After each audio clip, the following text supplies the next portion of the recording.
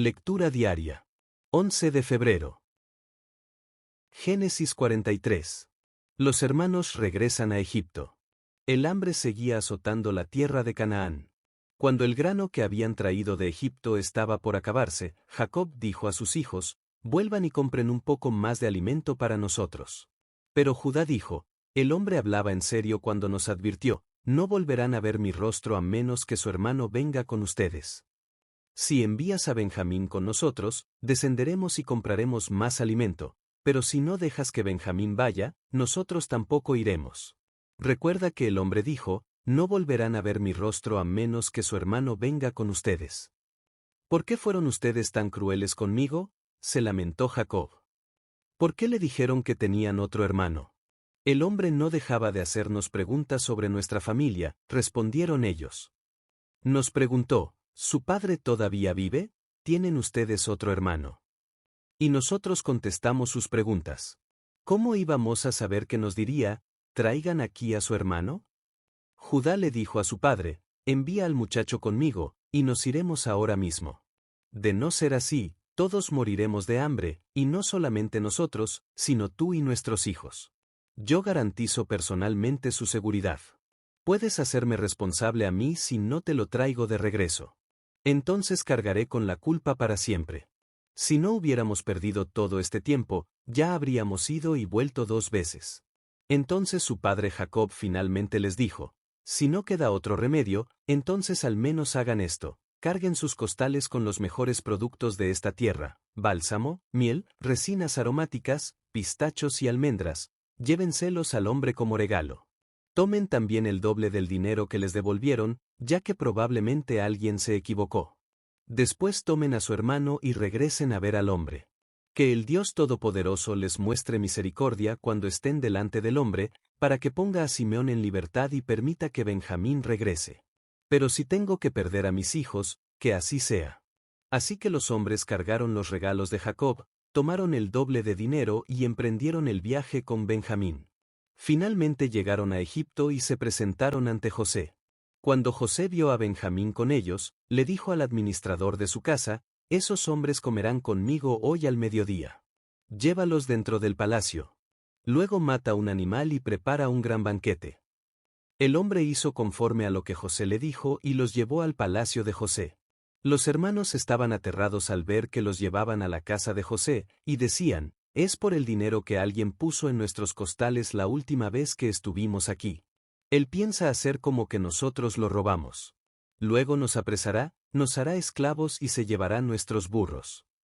Banquete en el palacio de José. Los hermanos se acercaron al administrador de la casa de José y hablaron con él en la entrada del palacio. «Señor», le dijeron, «ya vinimos a Egipto una vez a comprar alimento, pero cuando íbamos de regreso a nuestra casa, nos detuvimos a pasar la noche y abrimos nuestros costales.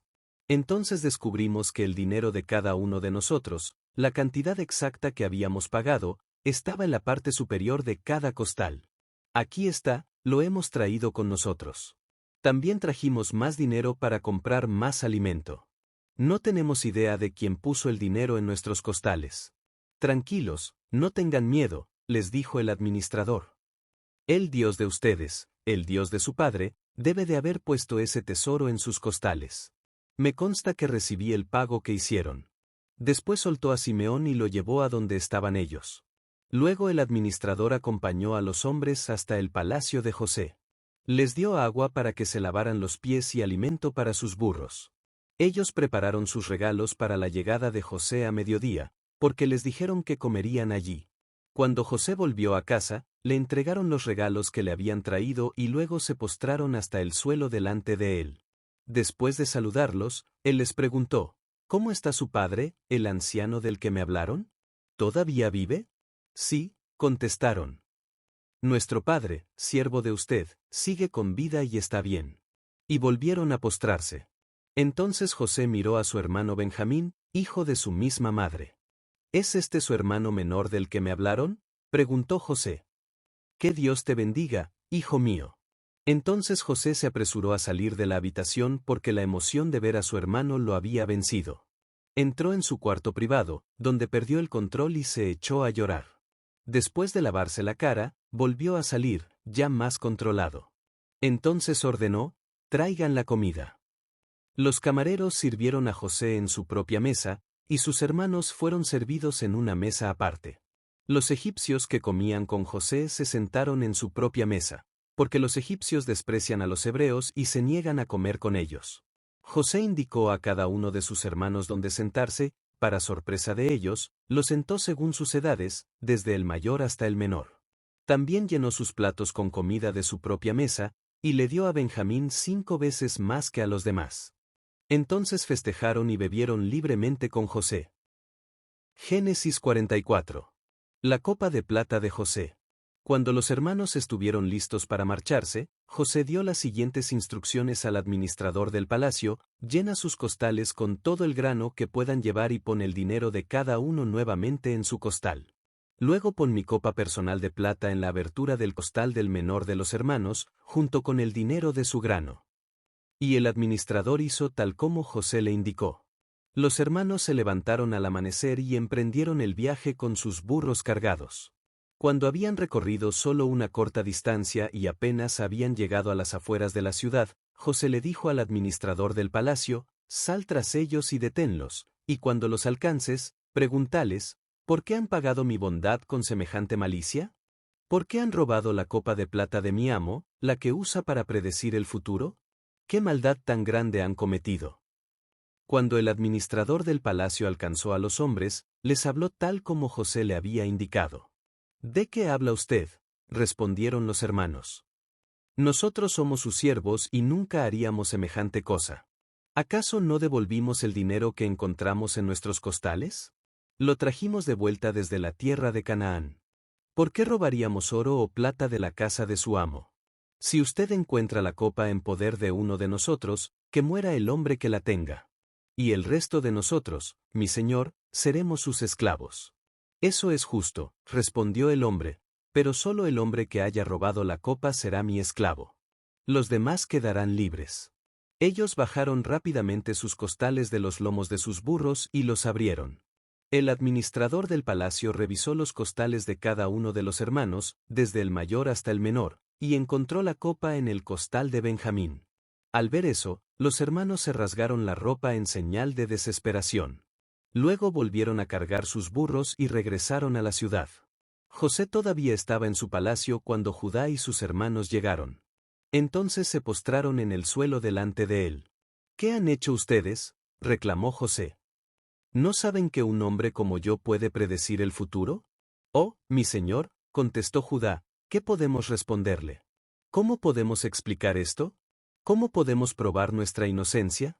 Dios nos está castigando por nuestros pecados. Mi señor, todos hemos regresado para ser sus esclavos, todos nosotros, y no solo nuestro hermano que tenía la copa en su costal. No, dijo José. Yo jamás haría algo así. Solo el hombre que robó la copa será mi esclavo. Los demás pueden volver en paz a la casa de su padre. Judá habla por sus hermanos. Entonces Judá dio un paso adelante y dijo: por favor, mi señor, permita que su siervo le hable tan solo unas palabras. Le ruego que no se enoje conmigo, a pesar de ser usted tan poderoso como el faraón mismo. Mi señor, anteriormente nos preguntó a nosotros, sus siervos: ¿tienen un padre o un hermano? Y nosotros respondimos: sí, mi señor, tenemos un padre que ya es anciano, y su hijo menor le nació en la vejez. Su hermano de padre y madre murió y él es el único hijo que queda de su madre, y su padre lo ama mucho. Usted nos dijo: tráiganlo aquí para que lo vea con mis propios ojos. Pero nosotros le dijimos a usted: mi señor, el muchacho no puede dejar a su padre, porque su padre moriría. Pero usted nos dijo: a menos que su hermano menor venga con ustedes, nunca más volverán a ver mi rostro. Entonces regresamos a la casa de su siervo, nuestro padre, y le dijimos lo que usted nos había dicho. Tiempo después, cuando él nos dijo que regresáramos a comprar más alimento, le respondimos: no podemos ir a menos que permitas que nuestro hermano menor nos acompañe.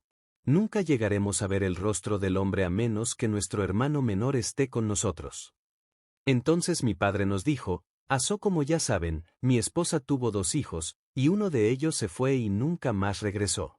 Sin duda, fue despedazado por algún animal salvaje, y no he vuelto a verlo. Si ahora alejan de mí a su hermano y él sufre algún daño, ustedes mandarán a la tumba a este hombre entristecido y canoso. Y ahora, mi señor, no puedo regresar a la casa de mi padre sin el muchacho. La vida de nuestro padre está ligada a la vida del muchacho. Si nuestro padre ve que el muchacho no está con nosotros, morirá. Nosotros, sus siervos, ciertamente seremos responsables de haber enviado a la tumba a ese hombre entristecido y canoso. Mi señor, yo le garanticé a mi padre que me haría cargo del muchacho. Le dije que, si no lo llevaba de regreso, yo cargaría con la culpa para siempre. Por favor, mi señor, permita que yo me quede aquí como esclavo en lugar del muchacho, y deje que el muchacho regrese con sus hermanos. Pues, ¿cómo podré regresar y ver a mi padre si el muchacho no está conmigo? No podría soportar ver la angustia que le provocaría a mi padre. Hechos 14. Pablo y Bernabé en Iconio. Lo mismo sucedió en Iconio. Pablo y Bernabé fueron a la sinagoga judía y predicaron con tanto poder que un gran número de judíos y griegos se hicieron creyentes. Sin embargo, algunos de los judíos rechazaron el mensaje de Dios y envenenaron la mente de los gentiles en contra de Pablo y Bernabé, pero los apóstoles se quedaron allí por mucho tiempo, predicando con valentía acerca de la gracia del Señor. Y el Señor demostraba que el mensaje era verdadero al darles poder para hacer señales milagrosas y maravillas, pero la gente de la ciudad estaba dividida en cuanto a su opinión sobre ellos. Algunos estaban del lado de los judíos, y otros apoyaban a los apóstoles. Entonces una turba de gentiles y judíos, junto con sus líderes, decidieron atacarlos y apedrearlos.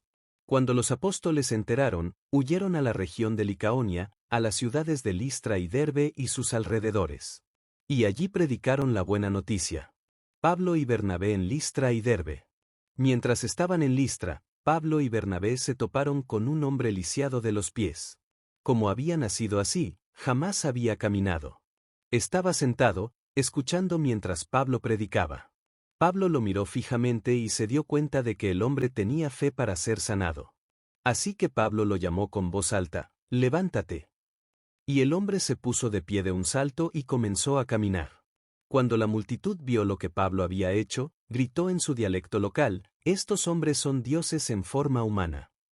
Decidieron que Bernabé era el dios griego Zeus y que Pablo era Hermes por ser el orador principal. El templo de Zeus estaba situado justo fuera de la ciudad. Así que el sacerdote del templo y la multitud llevaron toros y coronas de flores a las puertas de la ciudad, y se prepararon para ofrecerle sacrificios a los apóstoles. Cuando los apóstoles Bernabé y Pablo oyeron lo que pasaba, horrorizados se rasgaron la ropa y salieron corriendo entre la gente, mientras gritaban: «Amigos, ¿por qué hacen esto? Nosotros somos simples seres humanos, tal como ustedes. Hemos venido a traerles la buena noticia de que deben apartarse de estas cosas inútiles y volverse al Dios viviente, quien hizo el cielo y la tierra, el mar y todo lo que hay en ellos. En el pasado, Él permitió que todas las naciones siguieran su propio camino, pero nunca las dejó sin pruebas de sí mismo y de su bondad. Por ejemplo, les envía lluvia y buenas cosechas, y les da alimento y corazones alegres. No obstante, aun con estas palabras, a duras penas Pablo y Bernabé pudieron contener a la gente para que no les ofreciera sacrificios. Luego unos judíos llegaron de Antioquía e Iconio, y lograron poner a la multitud de su lado. Apedrearon a Pablo y lo arrastraron fuera de la ciudad, pensando que estaba muerto, pero los creyentes lo rodearon, y él se levantó y regresó a la ciudad. Al día siguiente, salió junto con Bernabé hacia Derbe. Pablo y Bernabé regresan a Antioquía de Siria. Después de predicar la buena noticia en Derbe y de hacer muchos discípulos, Pablo y Bernabé regresaron a Listra, Iconio y Antioquía de Pisidia, donde fortalecieron a los creyentes. Los animaron a continuar en la fe, y les recordaron que debemos sufrir muchas privaciones para entrar en el reino de Dios. Pablo y Bernabé también nombraron ancianos en cada iglesia. Con oración y ayuno, encomendaron a los ancianos al cuidado del Señor, en quien habían puesto su confianza. Luego atravesaron nuevamente Pisidia y llegaron a Panfilia. Predicaron la palabra en Perge y después descendieron hasta Atalia. Por último, regresaron en barco a Antioquía de Siria, donde habían iniciado su viaje. Los creyentes de allí los habían encomendado a la gracia de Dios para que hicieran el trabajo que ahora habían terminado. Una vez que llegaron a Antioquía, reunieron a la iglesia y le informaron todo lo que Dios había hecho por medio de ellos y cómo él también había abierto la puerta de la fe a los gentiles. Y se quedaron allí con los creyentes por mucho tiempo. Proverbios 8. Llamado de la sabiduría. Escuchen cuando la sabiduría llama. Oigan cuando el entendimiento alza su voz. La sabiduría toma su puesto en las encrucijadas, en la cumbre de la colina, junto al camino. Junto a las puertas de entrada a la ciudad, en el camino de ingreso, grita con fuerza. A ustedes los llamo, a todos ustedes. Levanto mi voz a toda persona. Ustedes, ingenuos, usen el buen juicio. Ustedes, necios, muestren un poco de entendimiento.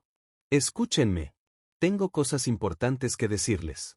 Todo lo que digo es correcto, pues hablo la verdad y detesto toda clase de engaño. Mi consejo es sano, no tiene artimañas ni falsedad. Mis palabras son obvias para todos los que tienen entendimiento, claras para los que poseen conocimiento. Elijan mi instrucción en lugar de la plata y el conocimiento antes que el oro puro. Pues la sabiduría es mucho más valiosa que los rubíes. Nada de lo que uno pueda desear se compara con ella. Yo, la sabiduría, convivo con el buen juicio. Sé dónde encontrar conocimiento y discernimiento. Todos los que temen al Señor odiarán la maldad. Por eso odio el orgullo y la arrogancia, la corrupción y el lenguaje perverso. El sentido común y el éxito me pertenecen. La fuerza y la inteligencia son mías. Gracias a mí reinan los reyes y los gobernantes dictan decretos justos. Los mandatarios gobiernan con mi ayuda y los nobles emiten juicios justos. Amo a todos los que me aman. Los que me buscan, me encontrarán. Tengo riquezas y honor, así como justicia y prosperidad duraderas. Mis dones son mejores que el oro, aun el oro más puro, mi paga es mejor que la plata refinada.